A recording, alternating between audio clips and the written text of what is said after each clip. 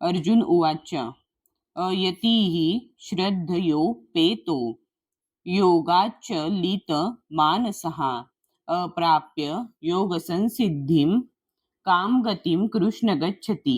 37. अर्जुनः उवाच. अर्जुन म्हणाला, अयतीः असफल योगी, श्रद्धया श्रद्धेने, उपेतः युक्त झालेला, योगात योगापासून, चलित पथभ्रष्ट, मानसः ज्याचे मन असे आहे, अप्राप्य प्राप्त न झाल्याने, योग संसिद्धीम सर्वश्रेष्ठ योग सिद्धी, काम कोणती, गतीम लक्ष किंवा गतीला, कृष्ण हे कृष्ण, गच्छती प्राप्त करतो.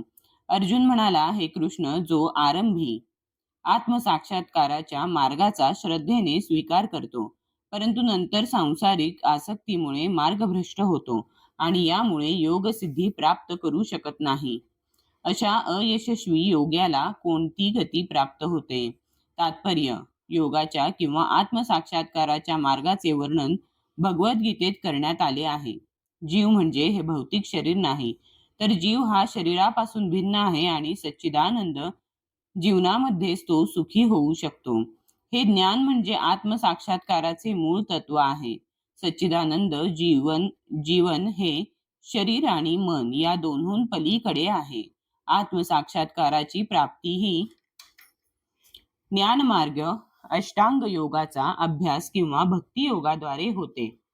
या प्रत्येक पद्धतीमध्ये मनुष्याला जीवाचे वैधानिक स्वरूप, त्याचा भगवंतांशी असणारा संबंध आणि ज्या क्रियांद्वारे भगवंतांशी तुटलेला संबंध पुनर्स्थापित होऊ शकेल आणि कृष्ण भावनेच्या परमोच्च परिपूर्ण स्तराची प्राप्ती होऊ शकेल, अशा क्रियांचा साक्षात्कार झाला पाहिजे. उपर्युक्त 3 पैकी कोणत्याही पद्धतीचा अवलंब केल्यास मनुष्याला यथाकाल निश्चितपणे परम लक्ष्याची प्राप्ती होते. भगवंतांनी दुसऱ्या अध्यायात सांगितले आहे की या दिव्य मार्गावर अल्पशी प्रगती केल्यानेही मनुष्याला मोक्ष प्राप्ती होऊ शकते.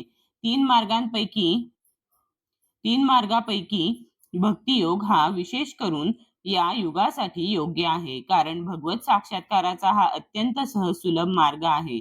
या संबंधी पक्की खात्री करून घेण्यासाठी अर्जुनाने भगवान श्रीकृष्णांना त्यांच्या पूर्वीच्या विधानाला पुष्टी देण्याची विनंती केली. आत्मसाक्षात्काराच्या मार्गाचा स्वीकार मनुष्य प्रामाणिकपणे करील, परंतु या युगासाठी ज्ञानमार्ग आणि अष्टांग योग हे मार्ग अनुसरण्यास अत्यंत कठीण आहेत. म्हणून निरंतर प्रयत्न करूनही अनेक कारणास्तव मनुष्य अपयशी ठरू शकेल. सर्वप्रथम मार्गाचा अवलंब करण्याइतपत मनुष्य प्रामाणिक नसेल. दिव्य मार्गाचे अनुसरण करणे म्हणजे मायाशक्तीशी युद्ध पुकारणे होय.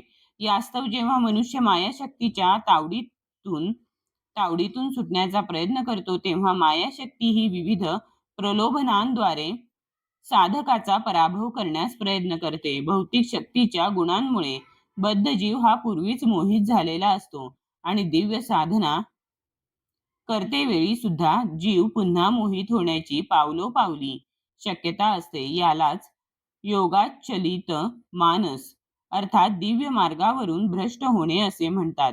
आत्मसाक्षात्काराच्या मार्गावरून भ्रष्ट होण्याचे काय परिणाम होतात हे जाणून घेण्याबद्दल अर्जुन जिज्ञासू आहे.